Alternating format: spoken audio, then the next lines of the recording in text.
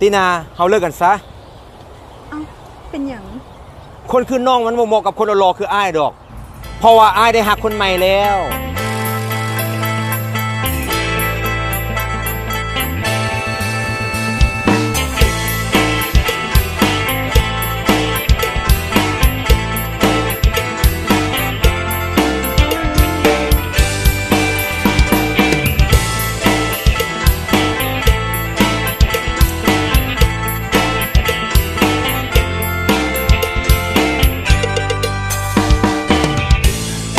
เคยเสียใจ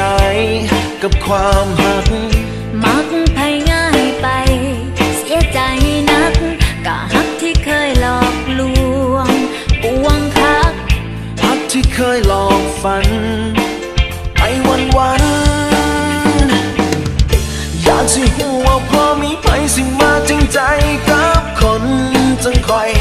น้อยนี่น้อยนี่น้อยอยากสิหูสิมีผู้ใดสิมามักคอยจริงจังอีหลี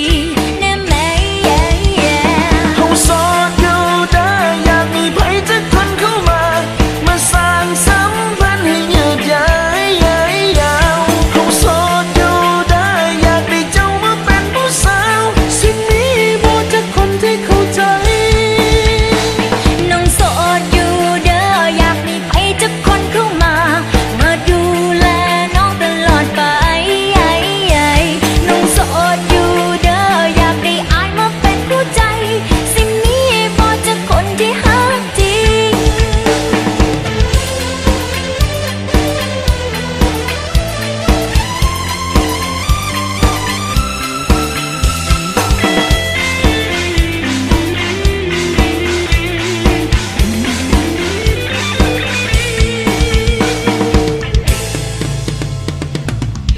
อยากสิหูว่าพอมีไผสิมาจริงใจ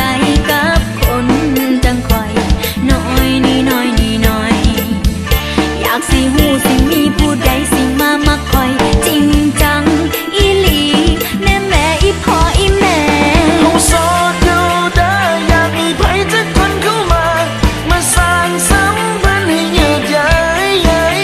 วเฮาโสดอยู่ได้อยากได้เจ้ามาเป็นผู้สาวสิ่งนี้บ่จักคนที่เข้าใจน้องโสดอยู่เด้ออยากมีไผจักคนเข้ามาดูแลน้องตลอดไปน้องโสดอยู่เด้ออยากได้อายมาเป็นคู่ใจสิ่งนี้พอจะคนที่ฮักจริงเฮาโสดอยู่ได้อยากมีไผสักคนเข้ามาสร้างสัมพันธ์ให้ยืดยา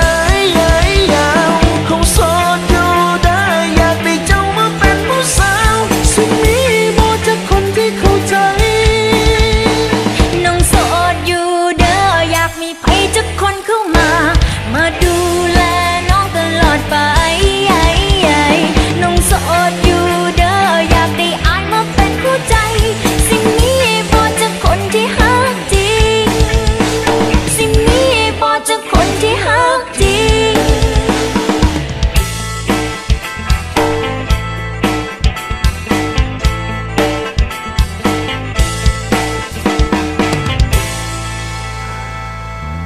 จะโสดอยู่หวะโสดจีเด้อ